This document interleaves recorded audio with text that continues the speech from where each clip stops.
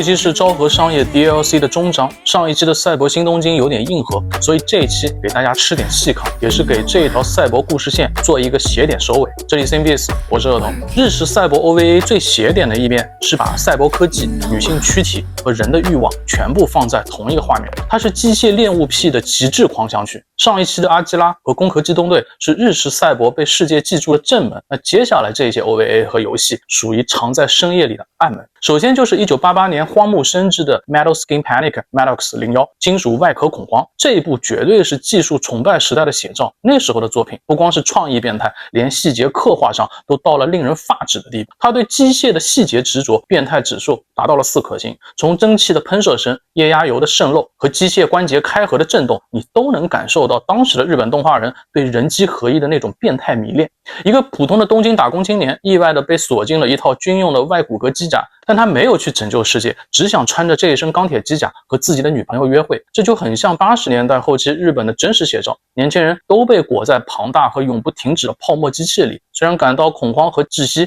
但又非常迷恋这种机器所带来的强大力量。如果说 Maddox 是男性对于机甲的赛博迷恋，那同年诞生的另一部殿堂级 OVA泡泡糖危机就把这股机械迷恋终于开始转向女性躯体和流行元素。在泡泡糖里，一边是狂热80年代的 City Pop 和摇滚乐，另一边是雨夜下的钢铁新东京被巨型企业统治。4个白天有着普通工作的女性，晚上就化身成名为骑士军刀的组织，专门对抗巨型企业研发的亚人。泡泡糖开创了赛博性感女性主题的先河，但这2部 OVA 其实是昭和末期典型的消费主义赛博朋克。科技变成了时髦的服装、昂贵的跑车和性感的身体机甲，但这种只是身体披着机甲，在当时那些前卫邪典的大师们眼里，根本就是缺少深度和不够过瘾的。泡沫经济崩塌前夜，在歌舞升平的阴影里，有一群创作者闻到了繁华背后的腐烂气味。他们把对未来的集体焦虑开创成了另一个影像文化赛道，从科幻大师侍郎正中的处女作开始，把上面这种机械恋物癖推向了另一个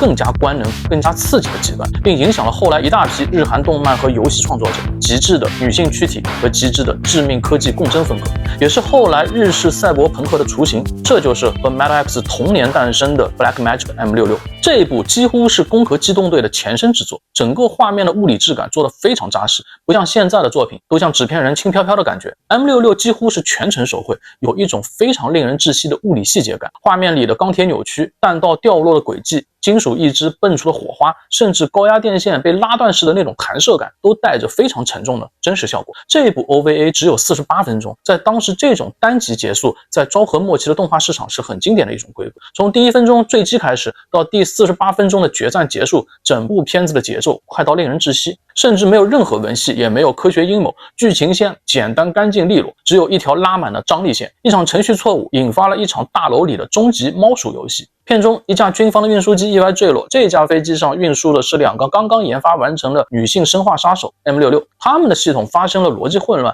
自动加载了一个刺杀任务。侍郎正中在这部作品里展现出当时最前卫的审美。M66 没有人类情感，但有着女性丰满圆润的线条塑造和一张毫无生机、看上去像歌舞伎的脸，在画面上产生了一种病态的张力。在社会崩塌的前夜，这不光是官能上的刺激，这种会随时被反噬的女性议题，正是创作者对社会失控的潜意识投射。但这种深层次的沉重焦虑，到了90年代成人 OVA 之父川涛善昭这儿，整个画面就开始被带飞了。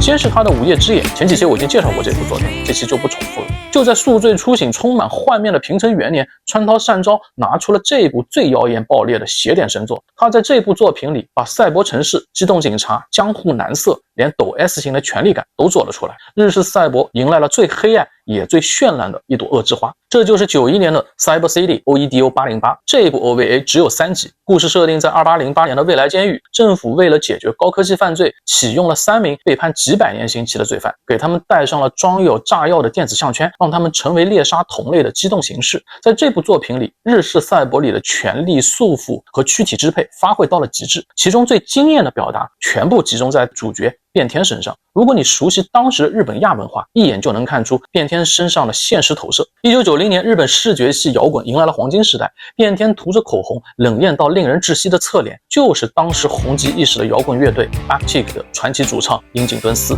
他被誉为日本摇滚史上颜值天花板和哥特之王。当时的樱井敦司有着雕刻般的立体五官，留着一头黑色长发，带着一种美丽、危险、冷酷和居高临下的气息。1990年 BLACKPINK 发表了殿堂级的专辑《恶之花》，轰动全日本。他身上那种超越性别的雌雄同体和片中变天那张精致冷漠的外表几乎如出一辙。川岛善昭敏锐地把这种疯狂蔓延的视觉摇滚美学塞进了日本赛博世界里，创造出了这个雌雄同体极度妖艳的男性角色。主角不光有比女性更加精致的脸庞和身段，同时也有最残酷的武器，能瞬间切断金属骨骼的高压钢丝，动手时就像在跳芭蕾舞。樱井敦司在舞台上的台风也是这样，像一个吸血鬼情人，手握的吉他钢丝散发出一种奇异的魅力。这种科技、暴力和优雅的性别界限在视觉上形成了一种非常病态的感官刺激。在第3集《红之界》里，邪典味更是直冲天灵盖。科学家利用生化技术和超级电脑，试图创造出人类永恒主题，长生不老。代价是这群新人类必须像吸血鬼一样来维持运作。当古老的吸血鬼遇上基因工程和赛博一体，画面上就呈现出一种鬼调的贝德美学。就像 BLACKPINK 乐队的音乐充斥着死亡、性和废墟，这正是川岛善昭最擅长的风格。他把赛博科技和人性躯体做了一次邪典美学的缝合，但这种美感在1994年被彻底打碎了。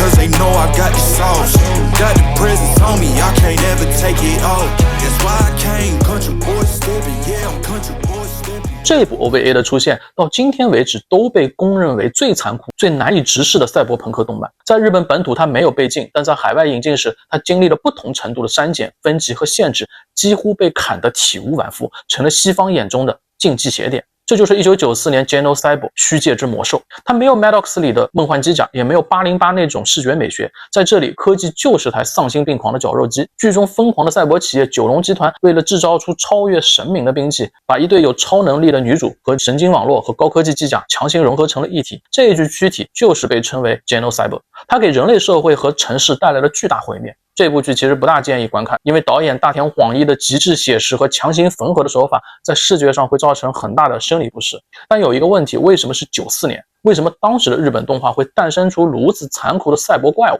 这一年，日本社会彻底告别了昭和余晖，曾经以为能买下世界的日本年轻一代，迎来的是无情的裁员、停滞的阶级通道和个人价值的全面崩塌。现实社会正式坠入了漫长的冰河30年，面对无法抗拒的社会失控和资本怪兽，普通人的躯体和欲望成了最廉价的实验场。于是，同样在94年，日式赛博开启了另一条更加隐秘的地下成人路线，就藏在当时的电脑 PC98 里。他们在纯粹的感官刺激里加入了赛博哲学和人性思考，在这个私密的地下世界里，一口气诞生了3部软情欲加赛博科幻加存在主义的18加游戏。首先就是《梦幻的肢体》和《Desire》贝德的旋螺，这2部作品的背后站着2位知名的电脑游戏人物，菅野洋之和 FM 音乐之神梅本龙。菅野洋之是90年代日本成人 AV 和视觉小说非常重要的设计者，他的创作擅长探讨自我认知和记忆虚无，而梅本龙的电子乐就非常的冰冷迷幻，几乎是赛博朋克作品的听觉灵魂。那为什么成人 AV 都要在 PC98 上发布？这台机子其实是 NEC 在82年出的日本个人电脑，